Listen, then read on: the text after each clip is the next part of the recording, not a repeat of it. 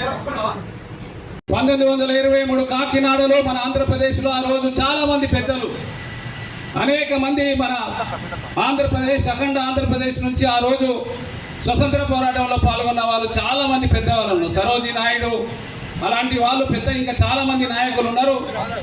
మరి ఆ రోజు పేరున హృదయపూర్వక మరి భారతీయ ఉద్యమాభివందనాలతో జై గాంధీ, జై నెహ్రూ, జై సేవాదల్.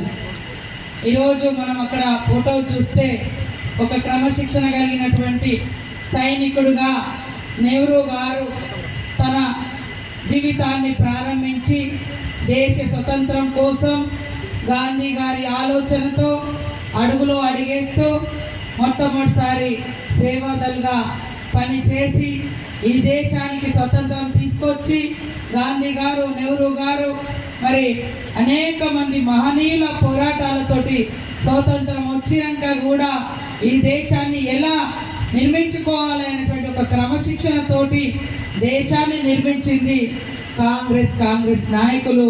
మరి గాంధీ గారి యొక్క సిద్ధాంతం వెలుగులో ఈ సిద్ధాంతం గాంధీ గ్లోబల్ ఫ్యామిలీ, గాంధీ నామ్ ప్రతిష్టాన్ అని రోజు మనం ఇక్కడ మరి గాంధీ విగ్రహాలతోటి చూపించుకుంటున్నాం, నిర్వహించుకుంటున్నాం. ఈ సిద్ధాంతమే ఈ దేశానికి, ఈ ప్రపంచానికి మంచినిచ్చే మార్గాన్ని చూపించే సిద్ధాంతం.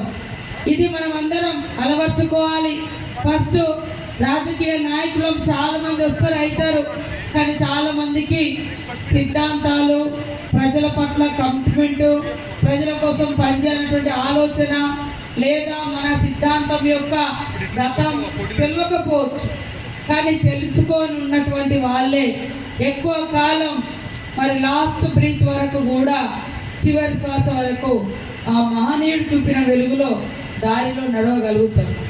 కాబట్టి ఖచ్చితంగా ఇది జిల్లాలలో ఒక యువత కూడా रूबरू हुए हैं, कई महीनों तक साथ रहे हैं।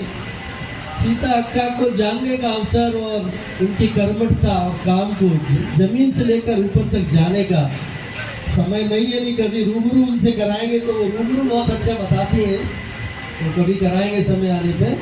तो आप आए और अक्का के आने पर